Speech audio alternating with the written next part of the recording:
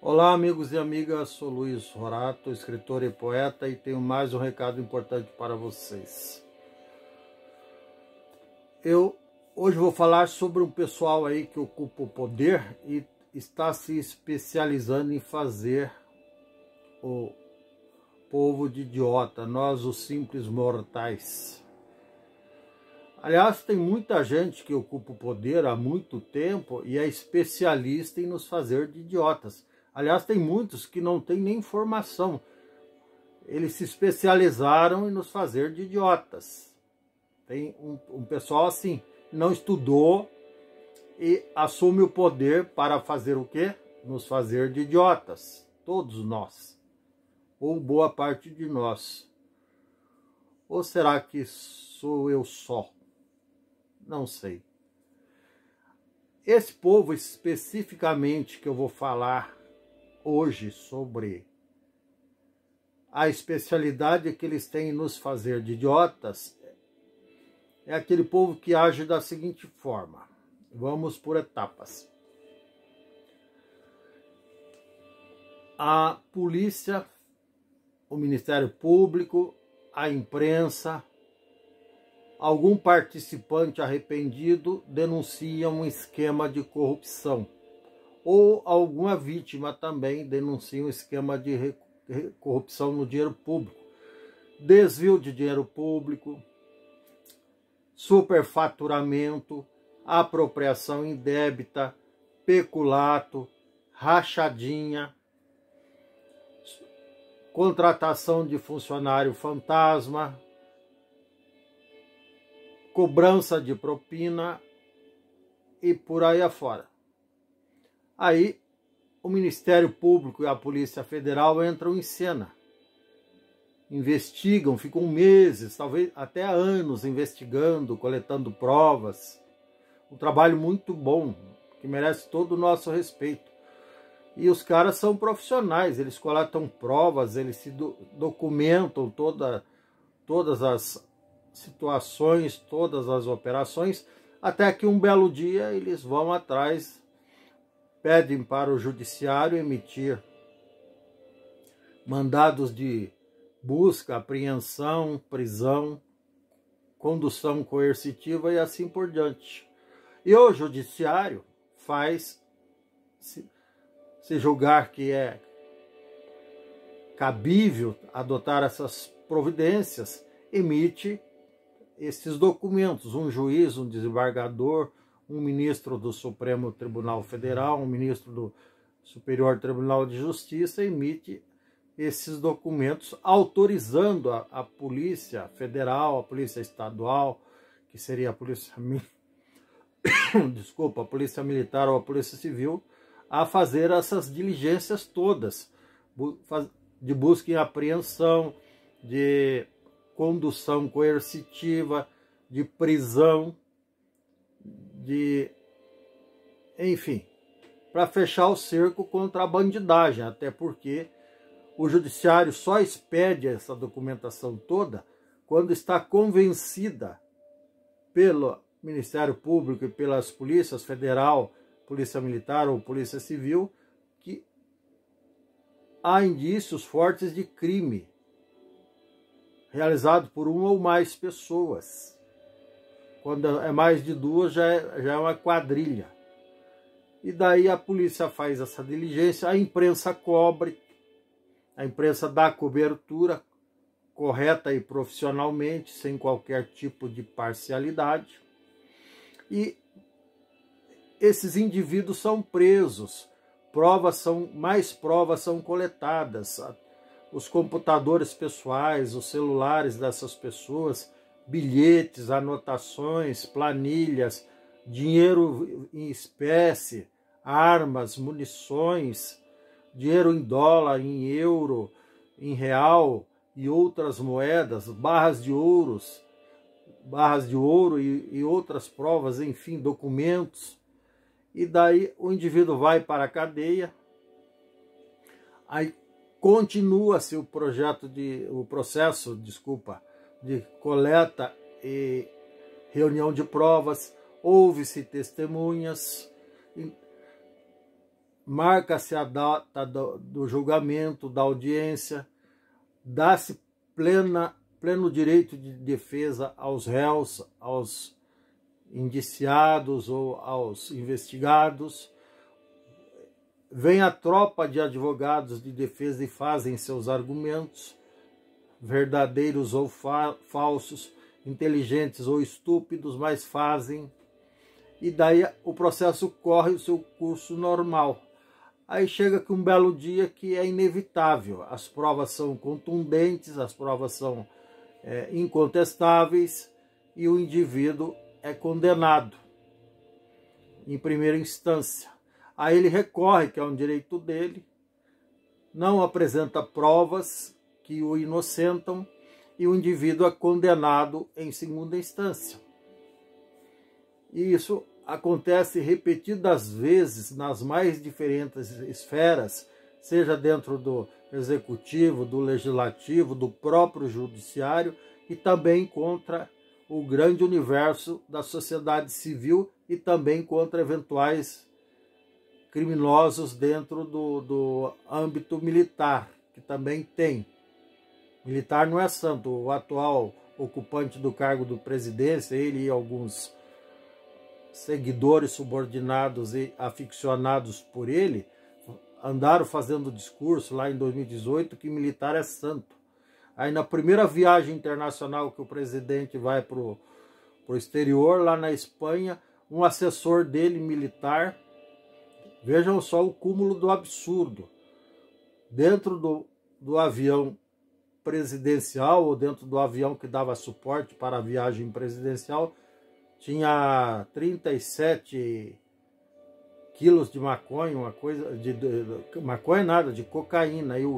Aí o indivíduo foi preso, aliás está preso até hoje lá na Espanha, se não me falha a memória, no aeroporto de Sevilha. Então ele fazia parte da comitiva presidencial do cara que fez o discurso que militar é santo, e esse cara militar também. E no mesmo momento foi aventado a hipótese de outros militares estarem envolvidos, e como de fato acabou se comprovando isso. Tem mais 2, se não me falha a memória, e mais a esposa do indiciado, do primeiro indivíduo que foi preso, que eu não vou declinar o nome, não vem ao caso, mas eu já gravei um vídeo sobre isso na época. Enfim, então, continuando o raciocínio de hoje, aí o indivíduo é condenado em primeira, em segunda instância, seja militar ou civil, seja santo ou pecador, seja anjo ou demônio. E daí o que acontece? Ele fica lá 5 meses, 1 ano e meio, 2 anos na cadeia.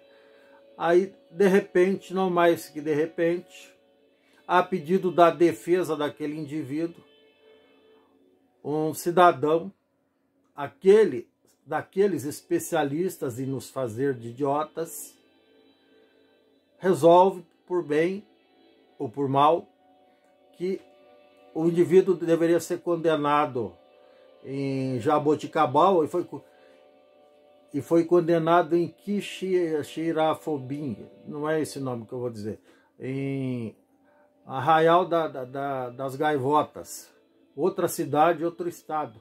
E daí, por conta dessa diferença de estado e de cidade, o especialista em nos fazer de idiotas anula a condenação. E pior que isso, anula as provas. Daí a prova, uma vez anulada, ela não pode ser usada mais contra o indiciado. Aí o indiciado sai da cadeia pela porta da frente rindo da nossa cara. E é capaz até do indiciado se candidatar de novo para continuar aquilo que ele não, pegando aquilo que ele não conseguiu pegar quando ele estava lá pegando. Entenderam? E agora tem dentro, isso em governos anteriores aconteceu isso, e com mais de um beneficiário. Aí no atual governo também, esse governinho que aí está, como diria o Brizola, que diz que não tem corrupção, que ali todo mundo é santo também. Inclusive ele é de uma ideologia que gosta de chutar a imagem de santo. Vejam a incoerência da coisa.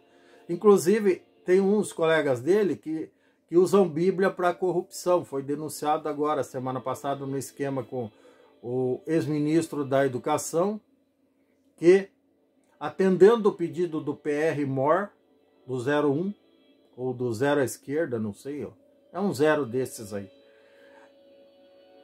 estava dando prioridade para distribuir dinheiro público do Fundo Nacional de Educação, do FNDE, do Ministério da Educação, para pastores que fossem amigo do pastor, amigo do PR 01, 0 à esquerda, esse cara aí.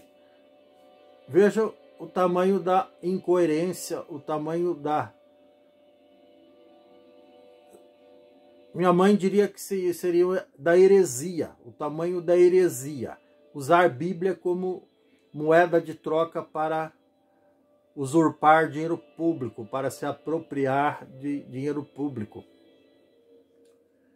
É isso, esse tipo de heresia. Mas daí tudo bem. Aí o filho do 0 à esquerda, o 01, 02, não sei, também foi denunciado com todo aquele procedimento, com o denunciante, com as testemunhas, que estava recebendo dinheiro pingado para escapar do COAF na conta dele, mas eram vários depósitos seguidos de pequeno valor na conta dele, na conta da mulher, enfim. E daí teve um outro especialista em nos fazer de idiotas que já anulou também as provas, porque o cara que indiciou ele deveria estar de camisa verde, estava de camisa rosa, que deveria estar de calça azul e estava de calça amarela.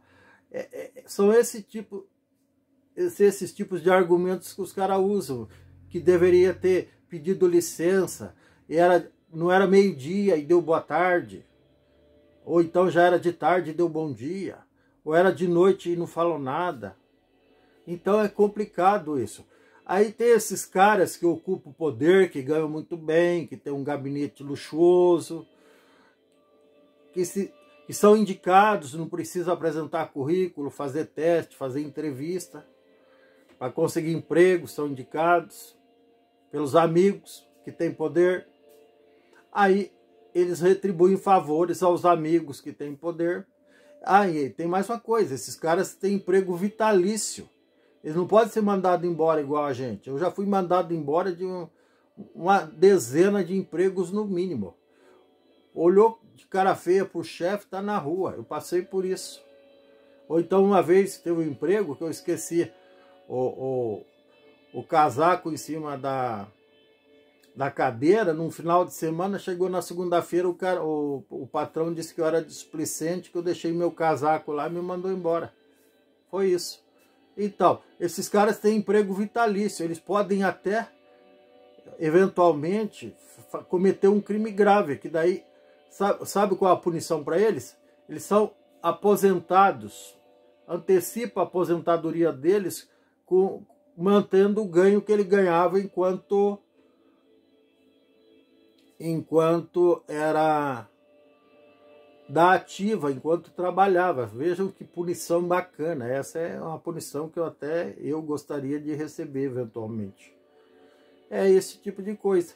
Aí eu tô achando bonito, aí o ano passado teve a CPI da Covid, que também apurou uma série de crimes envolvendo membros do atual governo e amigos do atual governo. E os processos, os indiciamentos estão acontecendo. A Polícia Federal está fazendo o trabalho dela, o Ministério Público. Aí provavelmente o Judiciário, num primeiro momento, vai julgar e condenar esses caras, reunir todas as provas. Daí eles vão recorrer, vão ser julgados em segunda instância. Provavelmente vão ficar uns dias na cadeia, ou talvez nem entrem na cadeia.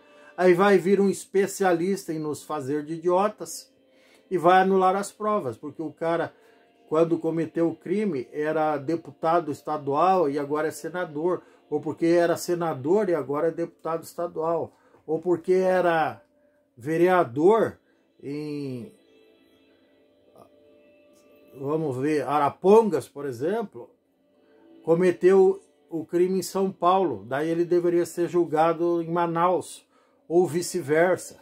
Então, são esses os argumentos que os especialistas em nos fazer de idiotas usam. E a gente tem que engolir a coisa toda. E pior do que isso, que ele dá direito a esses caras que roubaram dinheiro público, que deram golpe na Petrobras, assaltaram os fundos de pensão da Caixa Econômica, da própria Petrobras, do Banco do Brasil, dos Correios. Aí eles dão o poder para os caras voltarem lá e terminarem de pegar o que não conseguiram.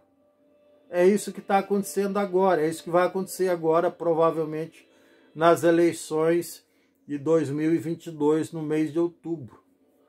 Então, você que está me vendo e ouvindo, tenha um pouco de amor próprio e não vote em quem já fez esse tipo de coisa. Não faça o mesmo jogo dos especialistas em nos fazer de idiotas. Porque pior do que ter especialistas em nos fazer de idiotas é nós permitirmos que nos façam de idiotas.